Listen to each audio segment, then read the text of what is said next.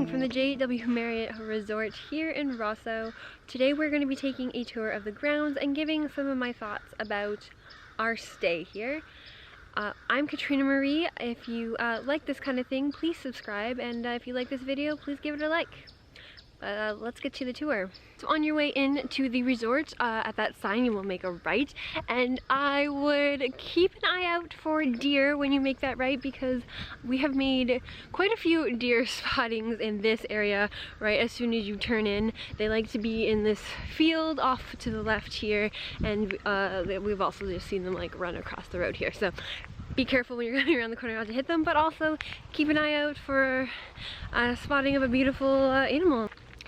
And then as you continue down that road towards the resort, you'll actually come to the hiking trails here. It's not very impressive. It'll probably take you about 10 minutes. It's called the 5 Bridges, and it's just basically 5 bridges that go around 2 different ponds.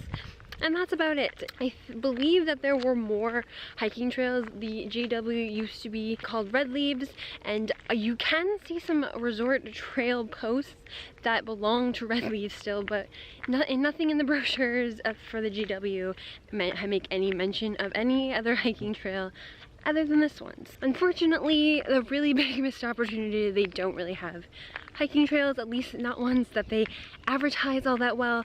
They do have a nature walk every morning that lasts about an hour. I believe it starts at 8 AM. You meet at the lobby and there's a guide that takes you around. I've never done this nature walk, but I don't know, maybe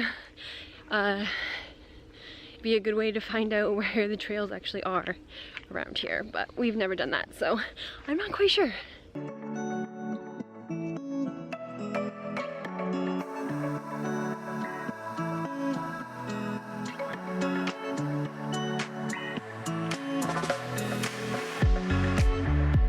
Right behind me, next to the 5 Bridges walking trail, seems to be set up for frisbee golf.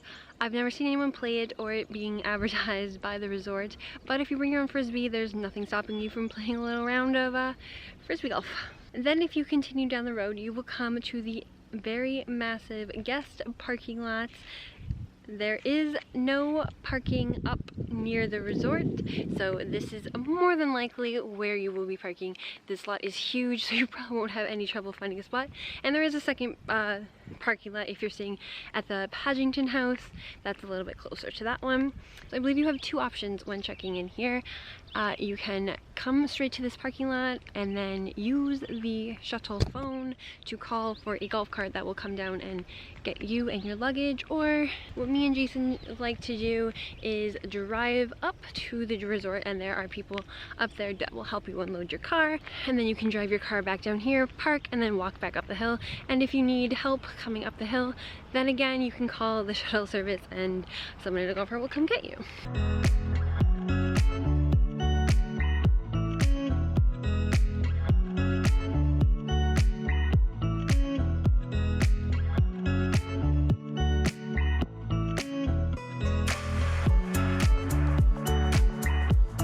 At the front doors of the resort, we have the wishing pond. All the money that gets thrown into the wishing pond is donated to Children's Miracle Network.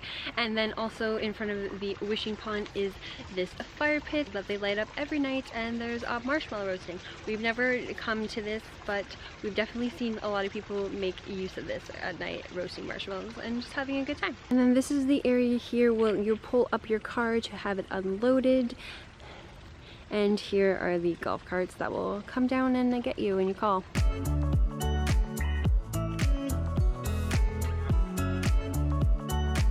So when you first enter the lobby, if you turn directly to your left, you will find the first restaurant here, Teca, which is the Italian restaurant. It is quite good, especially for a smaller town resort area. Food is very sufficient.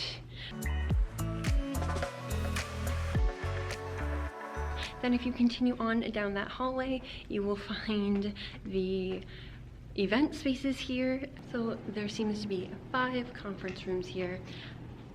And although I've never been in any of them and I don't know what they look like, they do take up a very significant portion, an entire wing of the resort. So I'm guessing that there are quite sufficient and large, and there is an events kitchen down there. So yes, there are quite a few event spaces here of differing sizes, and as you can see, they're being used up as we speak. So if you walk through the lobby and don't go outside and take a right, you will come to the elevators that will take you up to your room if you're staying in the main building. But if you keep continuing on, you will come to the country market. Now, the country market has really weird hours. It usually closes at 2 p.m. Except for on days when it closes at 11 a.m. So it's also extremely expensive in there. We got a bottle of wine for $70 and a chocolate bar for $25.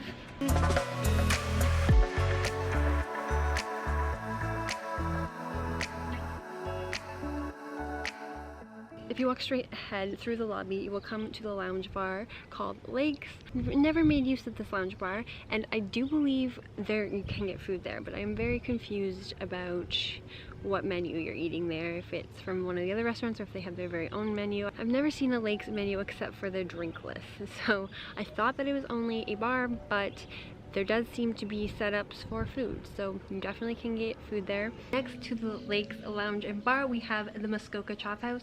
This is the nicest restaurant here at the resort. It's also the most expensive. It's about $100 more on average than the other restaurants, but it is quite excellent food.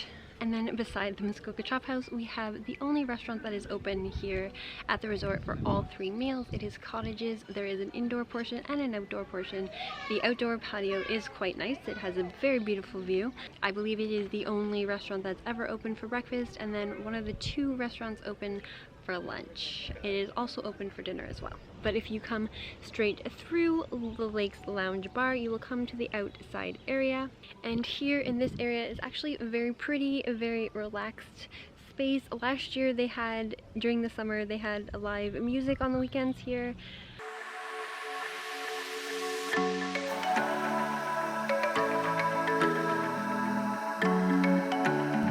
Quite confusing to find how to get to the first main pool here at the resort, but if you just come down from the patios, you'll go down some stairs. You'll pass by the pool while you're going down the stairs. Then if you just make a left and then come through these doors here, and you'll get to the pool. There is another way from inside, however that way is more convoluted and confusing, and this is definitely the more direct route.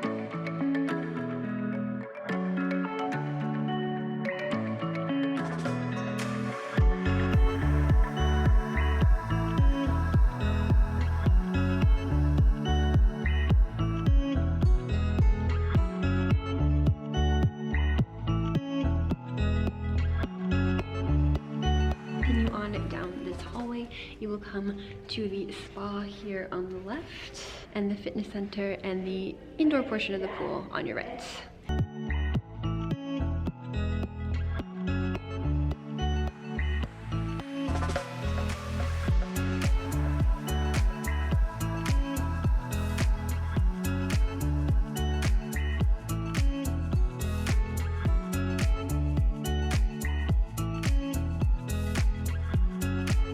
Behind me here are the spa facilities outdoors. There's a pool and there seems to be a hot tub as well.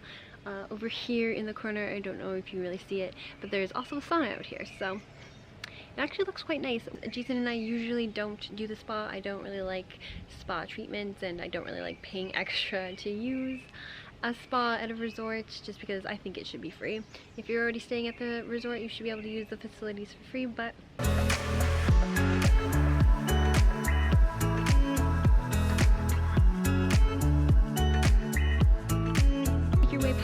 and down the stairs, you will come to the Paddington house. This is a separate building here on the grounds that has more guest rooms in there. We have stayed at both the main building and the Paddington house, and the Paddington house's rooms are very similar to the ones in the main building, at least the ones we stayed in. It is just kind of a more secluded building. There's a little bit more of a trek to get to the restaurant, so in that way it's a little bit of an inconvenience. However, there is this bridge here right behind me that connects the 2 buildings, so if you don't want to go outside, especially in the winter, you can just walk across this bridge and get to the main building. However, it is a little bit, again, a confusing and convoluted route. There's like, you have to go through, and then there's like an elevator, and then another elevator, and it's just kind of a little bit of a pain, but if you go this way then you have to go up all of the stairs, which can be quite tiring. So it's not the greatest to be put in this building, but if you like being a little bit more secluded, then this one is quite nice. And it's also closer to the water, so if you have a lake facing balcony, it is quite a nice view. Here in the tunnel connecting the two buildings, and yeah, it's a little bit confusing and it takes much longer than just walking up, but it is definitely more comfortable. But at the end of that hallway, there is the kids' play area. And there are two other pools here on the property of the JW Marriott here in Rosseau, but I believe that this pool down here is only open in the summer, and they do not consider June summer, so it is currently closed, which kind of sucks. There's a dedicated kiddie pool down here that has a bunch of just different fun things for the kids to play with in the water, and then another main pool with a poolside restaurant and bar. Right behind me is the deck restaurant. As you can see, it has a deck that just overlooks the water and would be very pretty, and it is such a shame that they do not have a wider ranging menu. They also close down at like 6 o'clock, so they're not open for dinner, they're just open for lunch, and it is a really big shame because it is a really pretty setting. But this is also the beach area down here at the resort, which is actually surprisingly small. There's not much beach. Just for the size of the resort, it is quite surprising how small the beach is. It gets extremely full and busy in the summer, and there's like none of these chairs are available, and you just have to like kind of lay on the grass.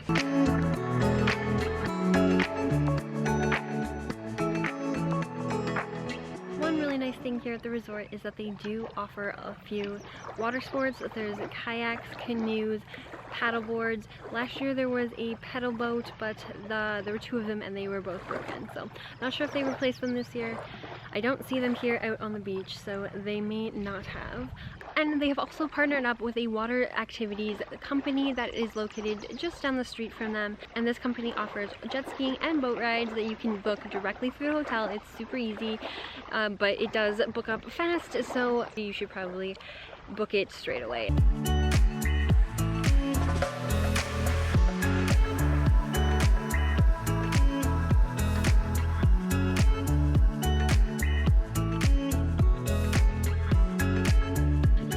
Area is so small that they've actually just set up chairs on the grass area, and last year there was no beach area left, so I actually just swam right off of these rocks here because there was just no room on the beach area. Something very annoying about this resort is that there is no poolside service though. So the closest you get to poolside service here is the restaurant next to this pool, which is why we're a little bit upset that this one was closed, because it is the most convenient.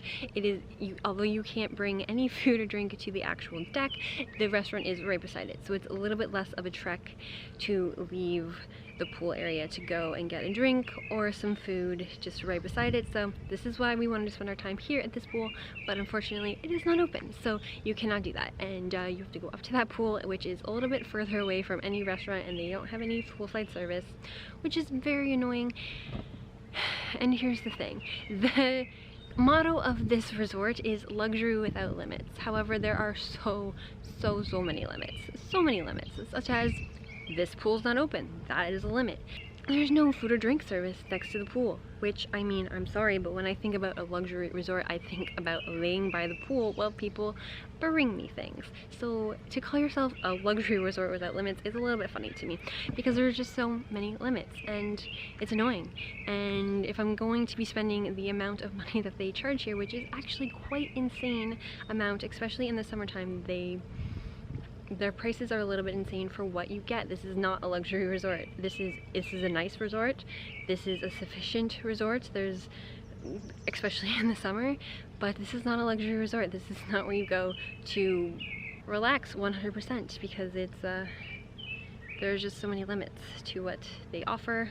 If you're coming and hoping for an absolutely luxury experience, this is not going to be it. Unfortunately, this is one of the best, this is probably the best resort in the area. So this is as good as you're gonna get. So if you actually want the luxury, you're not gonna find it here. And that concludes the tour here at the JW Marriott in Rosseau. If you liked what you see, please give it a like, and if you want more of this content, please consider subscribing. It would really help me out. Bye.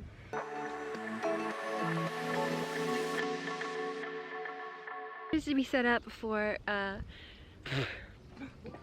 no worries. Oh, you're filming yourself? Yeah. Duh.